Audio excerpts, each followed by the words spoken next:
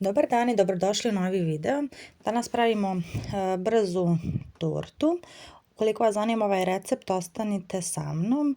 Ova torta vam je dobra kada vam se jede nešto slatko, ne da vam se ništa praviti specijalno.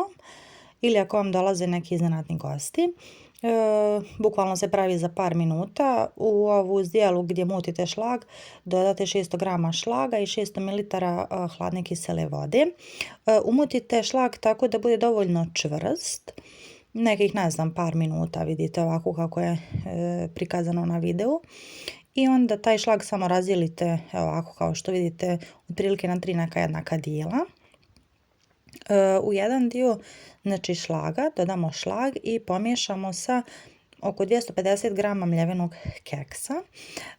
Bitno vam je da vam ta donja onako bude malo tvrđa, taj malo tvrđi sloj, kako bi rekla. Ovdje sam stavila papir za pečenje, znači velika greška, nikako to nemojte raditi. Znači nego na dno kalup fino stavite ili pospite mljevenim keksom ili ne znam stavite foliju.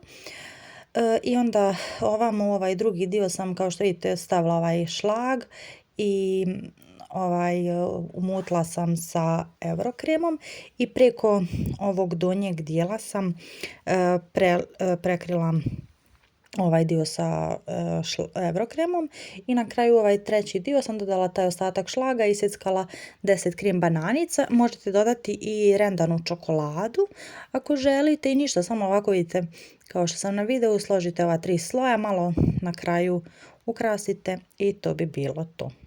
Hvala vam svima na gledanju, na podršci, na pretplatama. Nadam se da vam se ovaj recept svidio i da ćete da ga isprobate.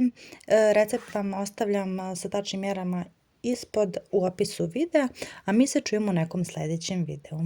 Ćao!